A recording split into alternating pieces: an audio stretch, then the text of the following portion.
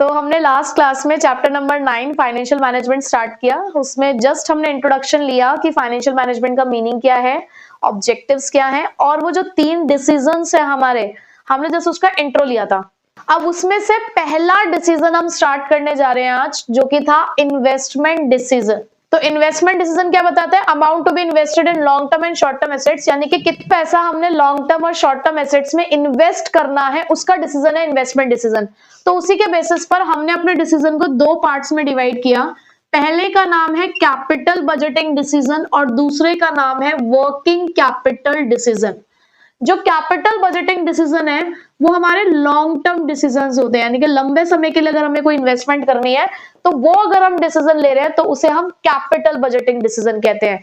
लेकिन अगर वही डिसीजन हमें शॉर्ट टर्म के लिए लेना है, यानी कि शॉर्ट टर्म एसेट्स में अगर आप पैसा लगाने वाले हो, तो वो डिसीजन कहलाता है वर्किंग कैपिटल डिसीजन। बड़ा कैपिटल बजटिंग डिसीजन कौन सा डिसीजन होता है? जो लॉन्ग टर्म पर्पस के लिए होता है। जैसे आपने कोई नया एसेट खरीदा, आपने कोई मशीन खरीदी, बिल्डिंग खरीदी, अपनी कोई नई ब्रांच ओपन करी है, आप अपने बिजनेस को डाइवर्सिफाई कर रहे हो, एक्सपेंड कर रहे हो, मॉडर्नाइज कर रहे हो, तो ये सारे डिसीजन ना लंबे समय के लिए हैं। और ऐसा नहीं है कि ये डिसीजन आप डेली लेते हो, आप ऐसे डिसीजन कभी कभी लेते हो, ठीक है? तो इसे बोलते हैं कैपिटल बजटिंग डिसीजन। तो बेसिकली कैपिटल बजटिंग डिसीजन क्या है? The investment in fixed asset, यानी कि एक ऐसा फैसला जब फिक्स्ड एसेट्स में इन्वेस्टमेंट करने के लिए ले रहे हो। ये आपकी अर्निंग कैपेसिटी को अफेक्ट करेगा लंबे समय के लिए, क्योंकि यहां जो आप डिसीजन लोगे वो आपके बिजनेस को लॉन्ग टर्म अफेक्ट करेगा। ये आपके बिजनेस के साइज ऑफ एसेट्स, आपके बिजनेस की प्रॉफिटेबिलिटी और कंपिटिटिवनेस को भी अफेक्ट करने वाला है। क्यों साइज ऑफ एसेट्स? क्योंकि यहाँ पे आप एसेट्स में इन्वेस्टमेंट करने जा रहे हो, ठीक है? ये आपके बिजनेस के एसेट्स, प्रॉफिटेबिलिटी और कंपिटिटिवनेस को अफेक्ट करता है। एग्जांपल जस्ट मैंने अभी आपको बताए हैं कि किसी भी नए एसेट को खरीदना या कोई नई ब्रांच ओपन करना। अब इस कैपिटल बजटिंग डिसीजन को अफेक्ट करने वाले कौन से फैक्टर्स हैं, यानी कि जब भी हम कोई कैपिटल बजटिंग डिसीजन ले तो किन चीजों को दिमाग में रखते हैं हम, क्या चीजों को सोचकर रखना चाहिए? आप खुद सोचो, आप एक बिजनेसमैन हो, आप अपने कहीं पर अपने 1 लाख रुपए, 10 लाख रुपए इन्वेस्ट करने जा रहे हो, तो आपके माइंड में क्या होगा? आप एक मशीन ही खरीद रहे हो, उस मशीन से आपकी क्या एक्सपेक्टेशंस हैं?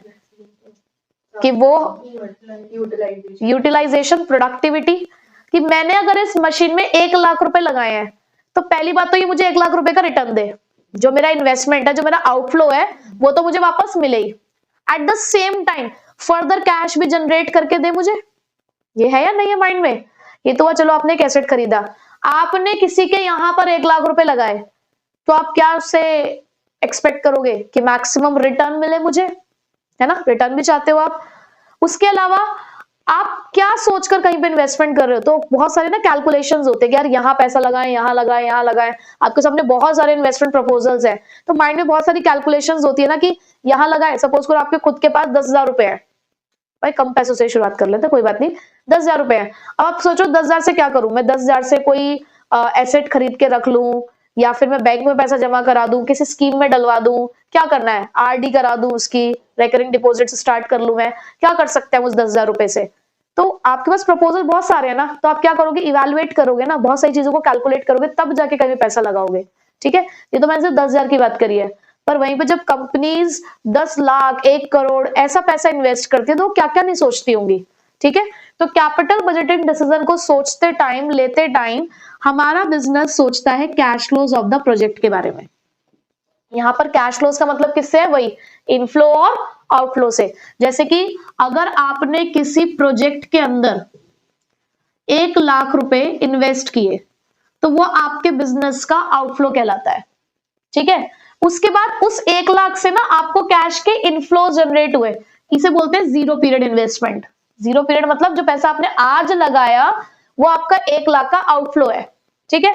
उसके बाद 5 साल के अंदर अंदर हमने देखा कि कितना पैसा आ रहा है। पहले साल में 20,000 जनरेट हुआ, फिर 30,000 जनरेट हुआ, फिर 15,000 जनरेट हो गया, फिर 25,000 जनरेट हो गया, फिर उसके बाद 10,000 जनरेट हो गया। 5 साल के अंदर अंदर आपको 1 लाख रुपए जनरेट हुआ है। वहीं पर मैं कहूं एक प्रोजेक्ट बी है, आपने सेम पैसा इन्वेस्ट किया, यहां पर भी 1 लाख रुपए। इसमें क्या हुआ? आपको 25,000 रुपए हर साल जनरेट हो रहे हैं, हर साल।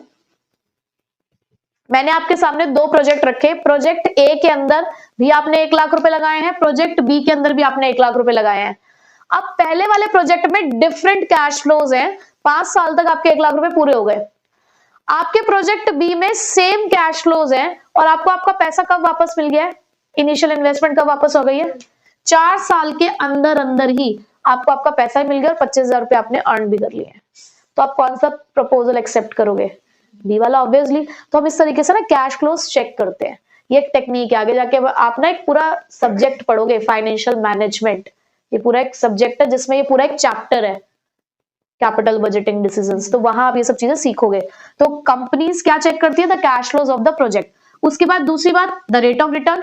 अब मैं यही आपके सामने एक एग्जांपल रखूं कि एक प्रोजेक्ट ए है, एक प्रोजेक्ट बी है, दोनों में रिस्क सेम है, पर प्रोजेक्ट ए 10% का रिटर्न देता है, प्रोजेक्ट बी 12% का रिटर्न देता है। कहां जाओगे आप, ऑब्वियसली आप प्रोजेक्ट बी पे जाओगे जो आपको higher rate of return offer कर रहा है, अगर रिस्क सेम है तो। तीसरा क्या आपको ध्यान में रखना है, द इन्वेस्टमेंट क्राइटेरिया।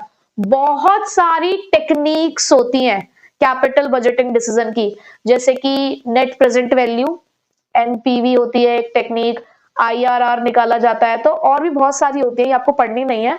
तो एक जो फाइनेंशियल मैनेजर है वो बहुत सारी टेक्निक का इस्तेमाल करेगा, वही कैश फ्लोज भी देखेगा, रेट ऑफ रिटर्न भी देखेगा, और भी बहुत सारे प्रपोजल्स को वो इवैल्यूएट करेगा। तो सारी टेक्निक्स को देखने के बाद भी एक प्रोजेक्ट को चूज किया जाता है। तो कौन सा इन्वेस्टमेंट क्राइटेरिया इस्तेमाल किया जा रहा है प्रोजेक्ट को एक्सेप्ट करने के लिए, क्राइटेरिया हम इस्तेमाल कर रहे हैं उस इन्वेस्टमेंट प्रपोजल को एक्सेप्ट करने के लिए, तो उस पर भी डिपेंड करता है हमारा कैपिटल बजटिंग डिसीजन।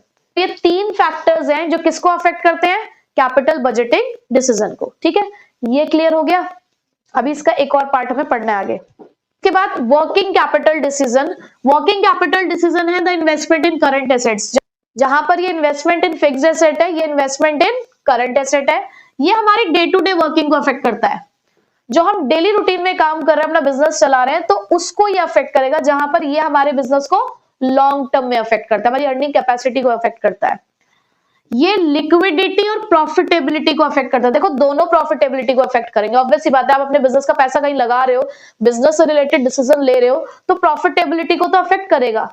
बट यहाँ पर लिक्विडिटी पॉइंट है। लिक्विडिटी क्यों, क्योंकि यहाँ पर आपके पास पैसे का लेन देन बहुत जल्दी जल्दी होता है, क्योंकि डे टू डे वर्किंग में आप इस्तेमाल कर रहे हो। ये वाले डिसीजन तो आप कभी कभी लेते हो ना बिजनेस के, रोज रोज थोड़ी हम नए एसेट खरीदते हैं, रोज रोज थोड़ी हम ब्रांच को अपनी ओपन करते हैं। बट ये वाला डिसीजन तो आप डे टू डे बिजनेस में ले रहे हो, डेली ले रहे हो आप ये वाले डिसीजन, तो यहाँ पे आप कैश में ज्यादा डील करते हो, तो इसलिए यहाँ पर लिक्विडिटी ज्यादा होती है। क्या एग्जाम्पल हो सकते हैं, जैसे कि आप अच्छा कैश का मैनेजमेंट करते हो, एफिशिएंट कैश मैनेजमेंट है, इन्वेंट्री यानी कि स्टॉक मैनेजमेंट आप करोगे, यहाँ पे रिसीवेबल्स मैनेजमेंट, रिसीवेबल्स मतलब आपके डेटर्स और आपके बिल रिसीवेबल्स। ठीक है, तो ये सारी चीजें हम वर्किंग कैपिटल डिसीजन में पढ़ते हैं। तो ये हमारा था इन्वेस्टमेंट डिसीजन। अब इसी इन्वेस्टमेंट डिसीजन से रिलेटेड ना एक टॉपिक है जो बुक में सबसे लास्ट में दे रखा है, लेकिन हम उसे पहले पढ़ेंगे क्योंकि इससे रिलेट करता हुआ है। ठीक है।